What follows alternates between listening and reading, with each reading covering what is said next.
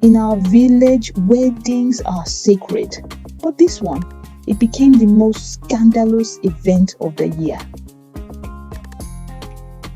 In the heart of the Ashanti region, nestled between Golden Hills and Hamming marketplaces, there was a village known for its beauty, gossip, and unforgettable weddings. And this one outshine them all. My name is Okati Denezina Isin, and this is the true story of how my ex-boyfriend tried to marry both me and my cousin at the same time in the same village, and how we turned the tables on him in front of everyone. It started on a Sunday morning.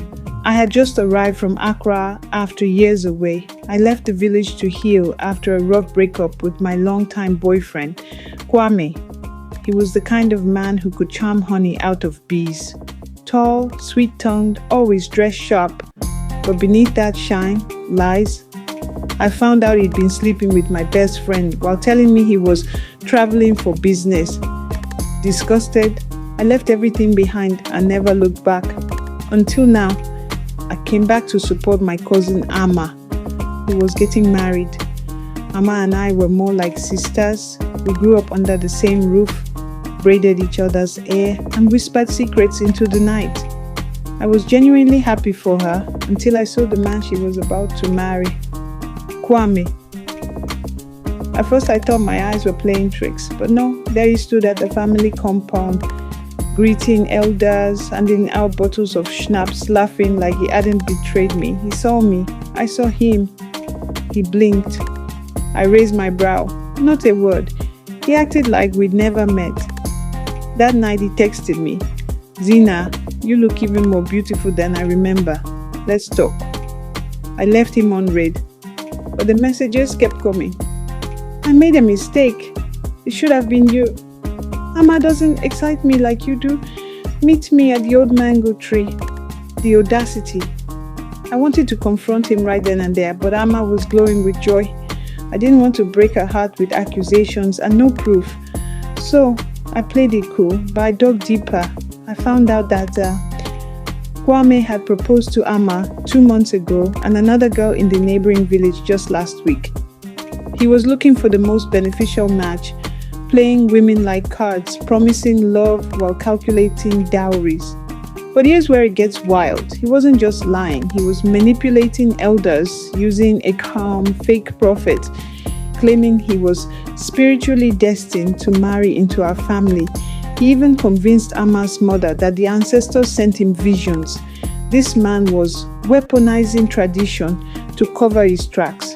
He didn't just want love, he wanted power. Then he did something unthinkable. He came to my sad house alone, dressed like royalty with a bottle of palm wine and a crooked smile.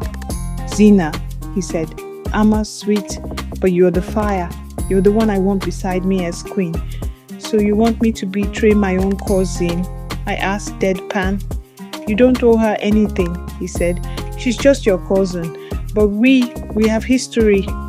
I wanted to slap him into the spirit world, but instead I smiled sweetly. "Let me think about it." That night I went straight to Amma. I showed her the text. I told her everything. At first she didn't believe me. She screamed, "You've always been jealous." We cried. We fought.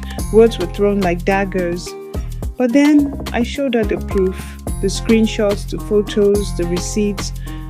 Her face changed. She whispered, "Let's burn him." And that's when the plan began. The wedding date stayed the same. The drummers were booked. The village gossipers buzzing. Kwame had no idea we were plotting his public undoing. Amma played the role perfectly. Sweet, excited, in love. Meanwhile, I played the jealous ex. Cold, distant, quiet. Then came that wedding day. The sun rose bright. The compound was packed. Cloths of red, gold, and green flowed like a sea. Elders gathered. The scent of jollof and grilled meat wafted through the air. Kwame, dressed like a peacock in royal kente, smiling like a king about to claim his crown. He stood next to Amma under the wedding arch, waiting for the vows. The elder said, "Does the bride have any words before the ring is placed?" Amma stepped forward. "Yes," she said, "but before I speak, I'd like my cousin Zina to come forward." The crowd murmured. Kwame looked confused. I walked forward slowly, holding a small folder in my hand. "This," I said, "is a story of betrayal." And I began. I read the messages he sent. I showed screenshots of his other proposals. I exposed the fake prophet with a recording he didn't know I had. Gasps, shouts. The elder's wife fainted. Kwame reached for the mic. "It's not what it looks like." The elder slapped him with his fly whisk. "Silence! You bring shame to this house." Amma took off the ring, held it in the air, and threw it behind her. May the spirits carry that foolishness far away. We walked away, Amma and I, hands clasped, heads high. The wedding cancelled. Kwame humiliated. By evening, he tried to flee the village but was stopped by the very women he played. They tied his clothes to a mango tree and forced him to walk home half naked. As for Amma and me, we opened the women's center the following month, taught girls how to spot a sweet tongue with a crooked heart.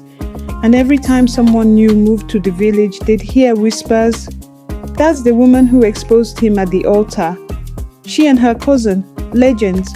If you're still here, drop back into Kutupira emoji. Don't forget to like, share, and subscribe.